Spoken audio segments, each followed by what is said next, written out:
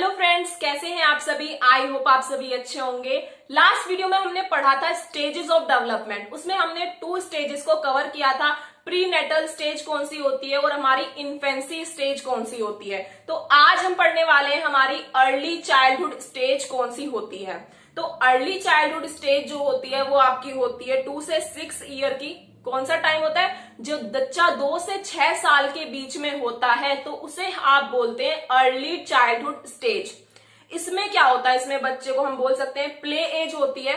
खेल कूद का रहता है, बच्चा उस टाइम पे खेल कूद पे ज्यादा ध्यान देता है, तो प्ले एज आप इसको बोलेंगे। प्री स्कूल एज भी बोलेंगे। इस ईयर के टाइम पे बच्चे को हम स्कूल वगैरह में भेजना स्टार्ट कर देते हैं, जिससे कि वो वहां के माहौल में घुल मिल जाए। प्री स्कूल में हम डालना स्टार्ट कर देते हैं, तो यहाँ पे प्री स्कूल एज आप इसको बोलेंगे।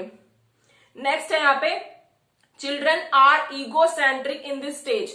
इस स्टेज में बच्चा ईगोसेंट्रिक होता है, तो ये आपको याद रखना जरूरी है। यही पॉइंट्स आते हैं क्वेश्चन में। जब आपका एग्जाम होता है, क्वेश्चन में यही पॉइंट्स पूछे जाते हैं जिनको आप भूल जाते हैं।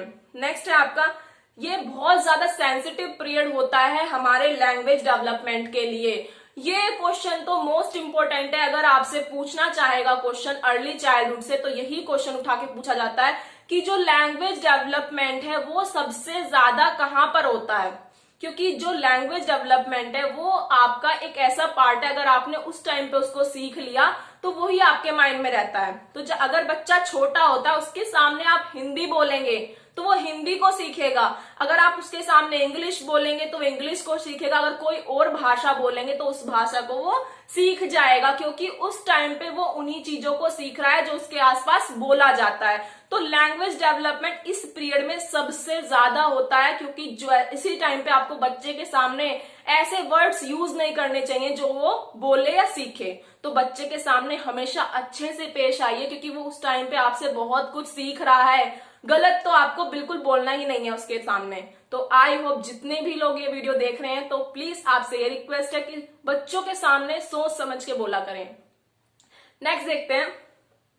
हमने पढ़ लिया अर्ली चाइल्डहुड हमारा नॉर्मली 2 से 6 ईयर का होता है, और ये प्री स्कूल एज होती है, प्ले एज होती है। इसमें जो लैंग्वेज का डेवलपमेंट है वो सबसे ज्यादा होता है, तो ये आपको पता होना चाहिए। नेक्स्ट देखते हैं लेटर चाइल्डहुड। अब लेटर चाइल्डहुड का मतलब है कि आपका 7 से 11 बोल सकते हैं। ये जो डेट है ना, मतलब आपकी जो ईयर है ये फिक्स नहीं रहते हैं, तो आप इसे 7 से 11 भी बोल सकते हैं, 7 से 12 भी बोल सकते हैं। काफी बुक्स में अलग अलग दिया हुआ है, तो आप नॉर्मल इसमें ये मत सोचना कि ये गलत है या सही है। तो 7 से 11 भी बोल सकते हैं, 7 से 12 भी बोल सकते हैं। और इस एज को आप क्या बोलेंगे, आपकी एलिमेंट्री स्कूल एज बोलेंगे। क्या बोलेंगे, एलिमेंट्री स्कूल एज। इसमें बच्चा अच्छे से मतलब पढ़ना स्टार्ट कर देता है। 7 साल का बच्चा हो गया है तो पढ़ना वढ़ना स्टार्ट करेगा, स्कूल वगैरह में वो आ चुका है। ट्रबल सम स्टेज होती है ये जो लेटर चाइल्डहुड होती है। इसमें बच्चा बहुत ज्यादा ट्रबल करता है, सब चीजों को देखता है, सीखता है, मतलब परेशान तो रहता ही है बच्चा हमेशा।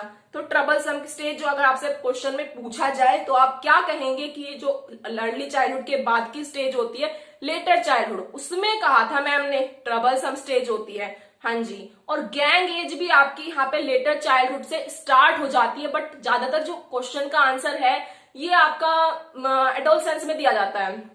बट ये दोनों ही आंसर हो जाते हैं कि जो आपका लेटर चाइल्डहुड है इसमें बच्चा गैंग में रहना स्टार्ट कर देता है, और एडोलसेंस में तो वो पूरी तरह से ही हो जाता है। तो ये आपको याद रखना है। फॉर्मल एजुकेशन यहाँ पे उसको देनी स्टार्ट करी जाती है। जब बच्चा स्कूल में जाता है तो वो फॉर्मल तरीके से चीजों को सीखता है। इससे पहले वो अपने आसपास के एनवायरमेंट से सीख रहा था, इनफॉर्मल तरीके से सीख रहा था, बट स्कूल में तो वो फॉर्मल तरीके से सीख रहा है। तो यहाँ पे आ जाएगी फॉर्मल एजुकेशन।